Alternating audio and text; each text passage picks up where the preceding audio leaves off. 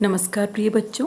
आज हम अपठित बोध श्रृंखला के अंतर्गत एक नवीन अपठित गद्यांश को लेकर अभ्यास कर रहे हैं। तो आइए पहले इसे भलीभांति से पढ़ लेते हैं। अच्छा नागरिक बनने के लिए भारत के प्राचीन विचारकों ने कुछ नियमों का प्रावधान किया है।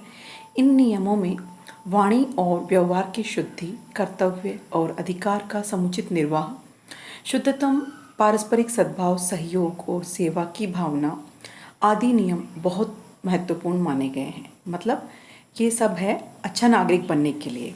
जो प्राचीन विचारक हैं उन्होंने क्या नियमों का प्रावधान किया है।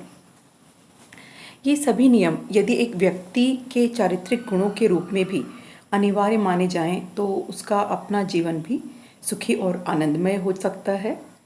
इन सभी गुणों का विकास एक बालक में यदि उसकी बाल्यावस्था से ही किया जाए तो वह अपने देश का श्रेष्ठ नागरिक बन सकता है। कहने का तात्पर्य प्रारंभ से ही जो बच्चा है उसमें इन गुणों का विकास किया जाना अपेक्षित है। इन गुणों के कारण वह अपने परिवार, आस पड़ोस, विद्यालय में अपने सहपाठियों एवं अध्यापकों के प्रति यथोचित व्यवहार कर सकेगा। कि वह एक अच्छा नागरिक बने इसके लिए बाल्यावस्था से ही प्रयत्न किए जाएं। और अगर इन गुणों का विकास, इन गुणों के कारण क्या होगा, वो अपने परिवार का, आस पड़ोस और विद्यालय में अपने जो सहपाठी है और अध्यापक है उनके साथ जो उचित व्यवहार है वह कर सकेगा। वाणी एवं व्यवहार की मधुरता सभी के लिए सुखदायी होती है, समाज में हार्दिक सद्भाव की वृद्धि करती है, किंतु अहंकारहीन व्यक्ति ही स्निग्ध वाणी और शिष्ट व्यवहार का प्रयोग कर सकता है। मतलब ये सभी चीज़ें जो हैं, ये क्या है, वाणी और व्यवहार की मधुरता सभी के लिए सुख देने वाली है। इससे समाज में हार्दिक जो सद्भाव है वो बढ़ेगा, लेकिन अहंकारहीन होने पर ही ये सब संभव है। अहंकारी और दंभी व्यक्ति सदा अशिष्ट वाणी और व्यवहार का अभ्यास होता है, जिसका परिणाम यह होता है कि ऐसे आदमी के व्यवहार से समाज में शांति और सौहार्द का वातावरण नहीं बनता। कहने का मतलब अहंकार और दंभ जो है उसको त्यागना जरूरी है।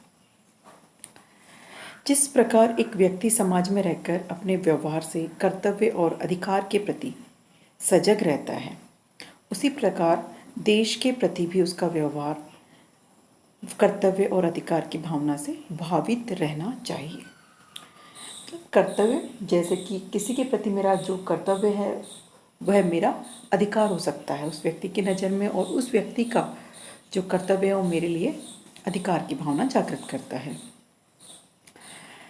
उसका कर्तव्य हो जाता है कि न तो वह स्वयं कोई ऐसा काम करे और न ही दूसरों को करने दे जिससे देश के सम्मान, संपत्ति और स्वाभिमान को ठेस लगे।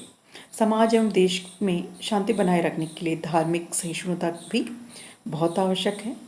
यह वृत्ति अभी आ सकती है जब व्यक्ति संतुलित व्यक्तित्व का हो।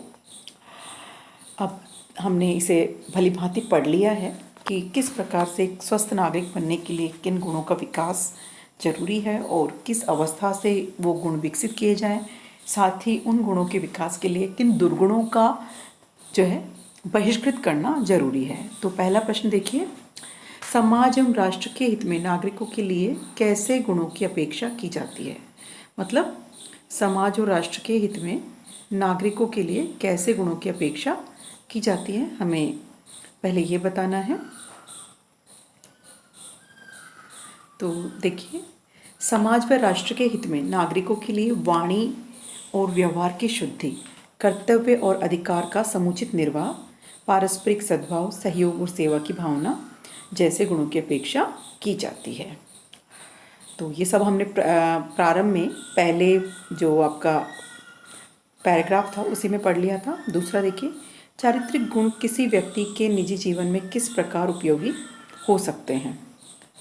चारित्रिक गुण किसी व्यक्ति के जीवन में किस प्रकार उपयोगी होंगे, तो हमने पढ़ा था कि उससे उसका परिवार, आस पड़ोस और मिलने जुलने वाले सभी से वो यथोचित व्यवहार करना सीख जाता है। तो इसी को हम लिखेंगे, चारित्रिक गुणों से किसी व्यक्ति का निजी जीवन सुखी एवं आनंदमय बन जाता है। वह अपने परिवार, आस पड़ोस और मिलने जुलने वालों से यथोचित व्यवहार कर सकता है। ऐसे ही है, वाणी और व्यवहार की मधुरता सबके लिए सुखदायक क्यों मानी गई है। ये दूसरे पैराग्राफ में, द्वितीय पैरा में जो हमने देख लिया था कि वाणी और व्यवहार की मधुरता सबके लिए सुखदायक मानी जाती है, क्योंकि इससे समाज में हार्दिक सद्भाव में वृद्धि होती है। वह सबका प्रिय और सबका आदर का पात्र बन जाता है। घ है मधुर वाणी और शिष्ट व्यवहार कौन कर सकता है, कौन नहीं और क्यों।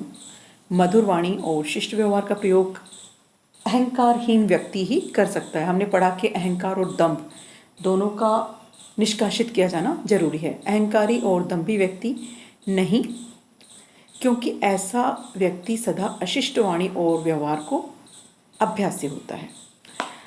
पांचवा और अंतिम प्रश्न देखिए, देश के प्रति व्यक्ति का व्यवहार और कर्तव्य कैसा होना चाहिए। तो देश के प्रति व्यक्ति का व्यवहार और कर्तव्य अधिकार की भावना से भावित होना चाहिए। कर्तव्य और अधिकार दोनों की भावना से भावित हो, ऐसे में व्यक्ति का यह कर्तव्य हो जाता है कि वह ऐसा कार्य न करे जो दूसरों को करने दे, जिससे देश के सम्मान, संपत्ति और स्वाभिमान की भावना को ठेस पहुँचे। तो इस प्रकार हम भली भांति से पहले हम अपठित गद्यांश को पढ़ेंगे, मुख्य बिंदुओं को या कहें कि मुख्य जो पंक्तियां हैं उनको अधोरेखांकित करते हुए हम दोबारा उसे पढ़ करके प्रश्नों का यथोचित उत्तर देंगे। धन्यवाद।